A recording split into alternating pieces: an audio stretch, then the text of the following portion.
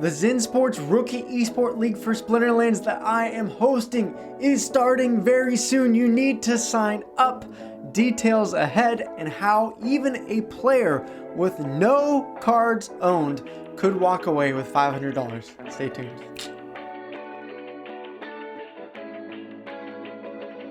Hello, hola, como esta? This is Luke with Luke Plays to Earn, and I'm just super excited this week because finally, we've been talking about it for a bit, but our ZenSports Rookie League for Splinterlands is about to kick off. So I want to give you guys the details and just say thank you to ZenSports. They are an amazing crypto betting app, and they are heavily investing also in growing the ecosystem of esports for play to earn games, including Splinterlands, and the only opportunity I would ever have to host a esports league that's worth $1,000 is thanks to them. So thank you, ZenSports, for partnering with us, for sponsoring this tournament and lots of our videos and streams. And if you want to participate, all you got to do is go to the events tab of Splinterlands. All you need is 25 measly DEC for round 1. Now, so you just click on events, you click on the view button, and it'll go right here. You can enter for only 25 DEC. Now, let me explain to you guys the rules of the tournaments, how this is going to be run, and then I'm going to show you guys some peak monster tips so that you can even rent some cards for this tournament. And literally, it can be anyone's game to walk away with the prize money after these 8 weeks. So, the ZenSports tournament, as I said, just 25 DEC to winter. Each week, there's going to be 7 weeks of tournaments. You can see this down here in the details. Essentially, the way this works, it's what's called a circuit point tournament. There are multiple tournaments. Each time you get a top 32 tournament finish, you get a certain amount of circuit points. Once those 7 weeks and 7 tournaments are done, we total up all of these circuit points spread out over the 7 weeks, and the top 16 people with points get to enter that best of 5 single elimination final tournament. So you finish 17th to 32nd, it is 1 circuit point. 9 to 16th each tournament, you get 3 points. 8th, 4th, 7th, 5th, etc., until first place, you're going to get 12 circuit points. So obviously, the better you do in the tournament, the more circuit points you're going to get. But even if you don't finish top 32 and get DEC and circuit points, you still get great experience, honestly, playing in tournaments. I wish I could do it more and have more time for it, but every time I've done it, I've learned great things about Splinterlands. I've improved as a player, and we're going to be streaming and creating storylines for you guys in this as well. So it's going to be a lot of fun. And for 25 DEC, and when we're talking, what is that now, like 8 cents worth of DEC. So pretty dang amazing. So what's going to happen though, as I mentioned that earlier, that best of 5 final tournament is going to happen on March 4th based on the top 16 people holding points. And then if you finish in the top 4 of that from ZenSports, first place gets $500. I mean, that's enough with the prices we're seeing in the market now. That's enough to buy a decent silver playing deck. You could go from a nobody in this game to having enough card power and having, you know, a couple good decks in silver to really start earning in this game. Second place, you're going to have $300. Third place, $150. And fourth place, $50. So still, even if you finish top 4, you're going to get something out of it and you can reinvest it back to the game. You can just take it for yourself and do whatever the heck you want with it. So make sure you come to tournaments. Enter in the first one. It starts on Wednesday at 4 p.m. for my time, 7 p.m. for Eastern time, and I believe around 11 or 12 p.m. in Europe and Philippines would be, I think, around 8 a.m. sometime in the morning time. But the cool thing is that there are multiple anytime rounds. So you can set up your team anytime within the first 24 hours and you'll be good to go. It'll play the battles for you later as your opponent submits them against you. So that way, any time zone can really play in this tournament. It gives a fair shot to all of you over the whole world. Now, the nice thing is, again, it's a rookie league. So you got Bronze League. That means only summoners and monsters are level 3 commons, level 2 rares and epics, and level 1 legendaries. But not even level 1 legendaries because we're going no legendaries. So if you're thinking, oh, well, this is a cool idea, but I know everyone that's going to come in here with Lamacron, with Yodin, and they're just going to smack me down. No, this is, again, giving the best opportunity to even newer players that you can go rent a couple level 2 or 3 summoners for super cheap. Go rent some commons and rares and epics if you really want to. And you shouldn't have that big of a deal. You know, it's really going to come down to who has the best strategy, not just these $1,000 cards, which is pretty awesome.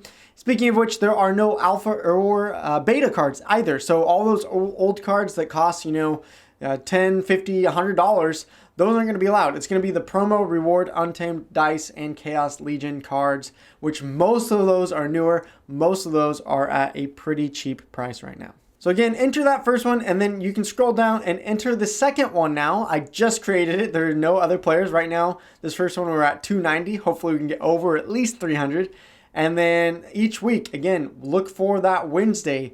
Sign up before that Wednesday, because every Wednesday for 7 weeks, Wednesday through Friday, is going to be this anytime tournament that we're creating videos, streaming on until that final tournament on the 8th week. So each week there'll be a tournament for you to join, to get DEC possible, and to get circuit points for a chance to qualify for the final week. Now, as I said in the start of the video, it could be someone that wins this tournament that literally owns 0 cards. Now, what I don't mean by that is that someone's probably going to win this with only starter cards, but the nice thing about tournaments is that you can use rental decks in tournaments. So you can come here, you can look at the bronze league caps and think, okay, I can get a level 2 summoner and rare, because there's not really many common ones, maybe a couple, a level 2 rare or an epic, no legendaries, remember, and then you can rent monsters that are level 3 commons, 2 rare or 2 epics. So the way I would do that, I would just simply go to peak monsters. You can look at summoners. Again, you can look at level 2 rares here. For level 2 rares, you're talking about some of these summoners being under 1 DEC a day. All you gotta do is rent these guys for 2 days so that you can make sure that you submit your tournaments. If you make it to that second round, it'll be a full 24 hours. So you just need 2 days with these summoners. You can get even the new ones, Tarsa, for 0.5 DEC right now. You can get Obsidian for 3 DEC and Kellier for 4, a little bit more expensive. But you could even try to use the Peak Monsters bidding system. Sometimes it'll auto rent it for you. So if you put in a price, you can see the number 1 person right here is trying to get Kellier for 2 DEC. You can go in here and put 2.1 DEC for that Kellier, and it'll try to autofill for you. As long as the autofill obviously comes in before the start of the tournament and when you start submitting your battles. You can also click here in Peak Monsters. You can click on Promo, Reward, Untamed Dice, Chaos Legion. Make sure you're not renting any alpha and betas, because they're not going to be able to use in the tournament anyways.